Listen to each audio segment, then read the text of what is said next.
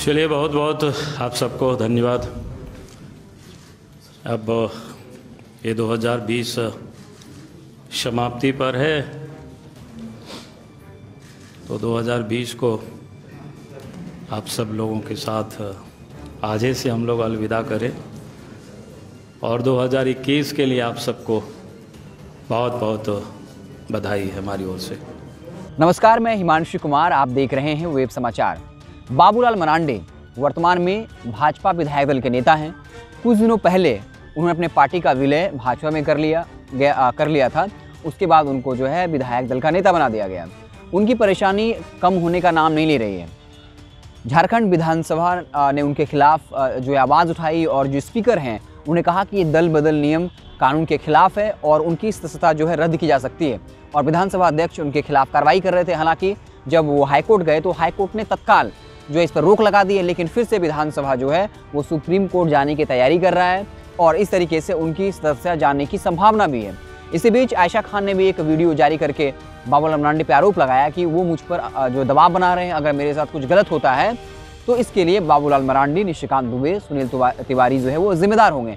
लेकिन इसी बीच एक खुशखबरी आई है बाबूलाल मरांडी के हिस्से में। वो क्या है? उनकी बहन मेसनू देवी, जो 2000 से ही मानसिक रोगी रही हैं और 2012 में वो बिना कुछ कहे घर से बाहर निकल गई थी और भटकती रहीं। हालांकि 2018 में वो राजस्थान के भरतपुर पहुंची। वहां अपना घर आश्रम था। उसने बाकायदा उनको ठिकाना दिया, अपना घर आश्रम, जिसका काम है दीन दुखी, बेसहारा, मानसिक और शारीरिक रूप से जो विक्षिप्त लोग होते हैं, विकलांग लोग होते हैं, उनको आश्रम में लाकर उनकी सेवा करना, उनका इलाज करना। तो उनकी बहन जो 2012 में घर छोड़कर निकली थी, वो 2018 में भरतपुर पहुंचती हैं और वहां अपना घर आश्रम में उनका इलाज होता है। उसके बाद वो ठीक होती हैं और फिर बताती हैं कि वो बाबूलाल मरांडी की बहन है।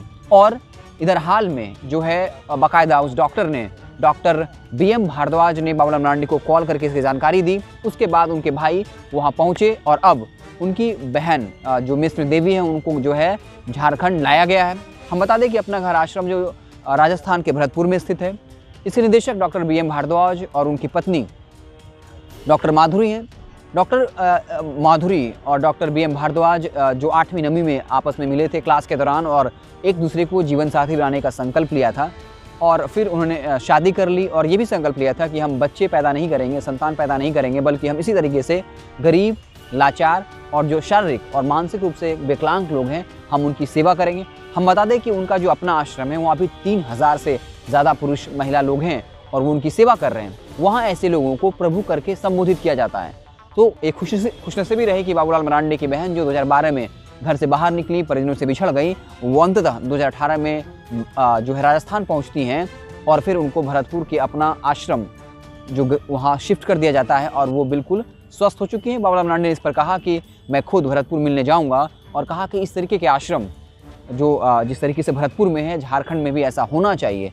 तो ये जो है बाबूलाल मरांडी के लिए बड़ी खुशखबरी है कि ऐसी बहन जो उनसे 7-8 साल पहले बिछुड़ जाती हैं, अब वो उनको मिल चुकी हैं।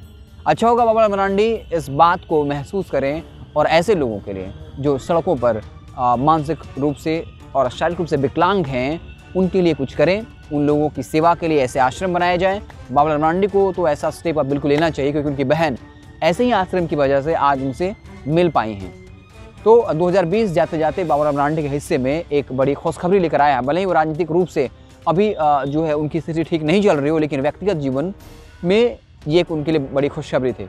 इस तरीके से आप देख रहे थे वेब समाचार। अगर आपको हमारा वीडियो पसंद आया तो लाइक करें, कुछ सुझाव देना चाहते हैं तो कमेंट के जरिए बताएं और अगर आपने हमारे चैनल को सब्सक्राइब नहीं किया तो सब्सक्राइब जरूर कर लीजिएगा। बहुत बहुत धन्यवाद।